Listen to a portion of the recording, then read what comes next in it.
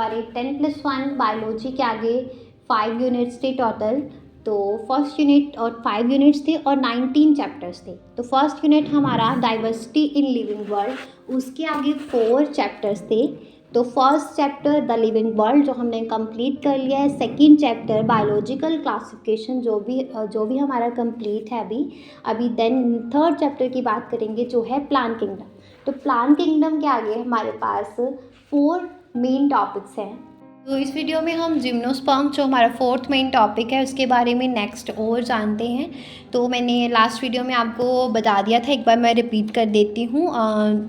जो first video थी उसमें मैंने आपको बताया था कि जिम्नोस्पर्म स्नेक्ड सीड्स होते हैं। ये इसमें व्यूल्स जो हैं कवर नहीं होते हैं by ovary wall after fertilisation, before fertilisation, post fertilisation जब हो जाती है, जब सीड्स बन जाते हैं वो भी नेक्ड होते हैं।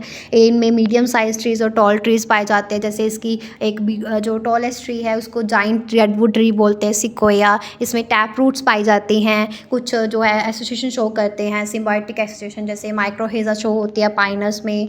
कोरेलॉइड रूट्स जो होती हैं साइकस की, वो नाइट्रोजन फिक्सेशन बैक्टीरिया के साथ मिलकर एसोसिएशन शो करती हैं। और मैंने बताया था कि इसमें स्टेम जो है अनब्रांच पाई जाती है, ब्रांच पाई जाती है।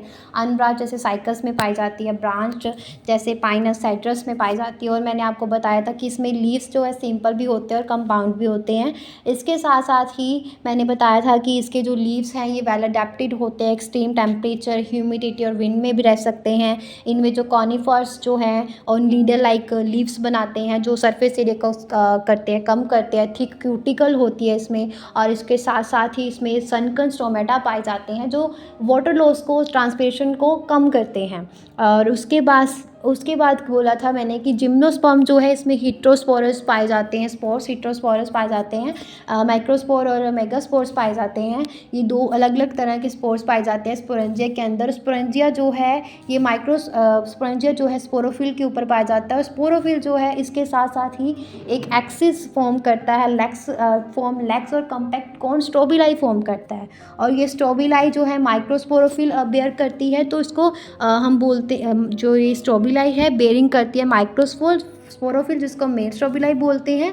और अगर स्ट्रोबिलाई बेयर करता है मेगास्पोरोफिल, मतलब जो फीमेल वाला है वो बेयर करता है, तो उसको हम बोलते हैं फीमेल स्ट्रोबिलाई। ओके, तो इसके साथ साथ ही मैंने आपको ये बताया कि माइक्रोस्पोर जो है डेवलप होते हैं मेल गैमेटोफाइट में। मेल गैमेटोफाइट जो है ये बहुत ज़्यादा रिड्यूस्ड होता है, इसमें बहुत लिमिटेड नंबर ऑफ सेल्स पाए जाते हैं। तो ये रिड्यूस्ड गैमेटोफाइट को ही हम पोलन ग्रेन बोलते हैं।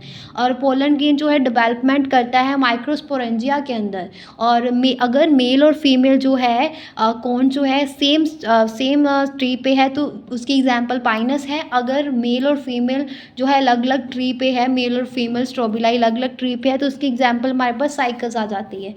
तो मेगास्पोर मदर सेल जो है वो डिफ्रेंशिएट करेगा from one of the cell of nucleus के अंदर।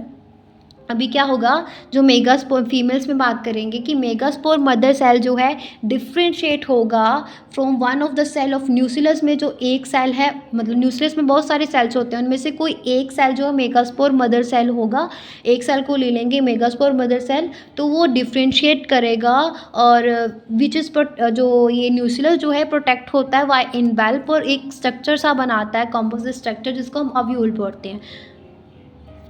मेगास्पोर मदर सेल जो है डिफ्रेंशिएट होता है किससे, न्यूक्लियस के एक सेल से। Okay, one of the new cell of nucleus. और जो प्रोटेक्ट होता है न्यूक्लियस अनवेल्प और कंपोजिट स्ट्रक्चर से जिसको हम ओव्यूल बोलते हैं। क्लियर है। उसके बाद अभी नेक्स्ट बात करते हैं हम तो उसके बाद अभी नेक्स्ट और बात करते हैं जैसे कि मेगास्पोर मदर सेल जो है जब डिवाइड करता है म्योटिकली डिवाइड करता है मेगास्पोर मदर सेल, तो 4 मेगास्पोर्स बनाता है। उन 4 में से कोई एक मेगास्पोर मदर सेल जो है वो मतलब ये मेगास्पोर मदर सेल सबसे पहले ये बता देती है मेगास्पोरेंजिया के अंदर होंगे। और मेगास्पोरेंजिया के अंदर ही मेगास्पोर मदर सेल डिवाइड करेंगे, 4 मेगास्पोर्स बनाएंगे। और इनमें से कोई एक मेगास्पोर जो है डेवलप होता है मल्टी सेलुलर फीमेल गैमेटोफाइट में डेवलप होता है, जिसमें दो से ज़्यादा आर्किगोनिया फीमेल सेक्स ऑर्गन्स पाए जाते हैं। ओके। मेगास्पोर मदर सेल जो है डिवाइड होता है, 4 मेगास्पोर्स बनाता है, उनमें से कोई एक मेगास्पोर जो है डेवलप करता है मल्टीसेलुलर फीमेल गैमेटोफाइट में, और फीमेल गैमेटोफाइट में 2 या 2 से ज़्यादा आर्किगोनिया और फीमेल सेक्स ऑर्गन्स पाए जाते हैं। ये मल्टीसेलुलर फीमेल गैमेटोफाइट जो है ये भी रिटेन स्टेज शो करता है इन अ मेगास्पोरेंजिया। उसके बाद लाइक ब्रायोफाइट्स और टेरिडोफाइट्स की तरह ही जिम्नोस्पर्म जो है इसमें मेल और फीमेल गैमेटोफाइट जो है उनके अंदर इंडिपेंडेंट फ्री लिविंग एग्जिस्टेंस नहीं होती है, don't have an independent free living existence.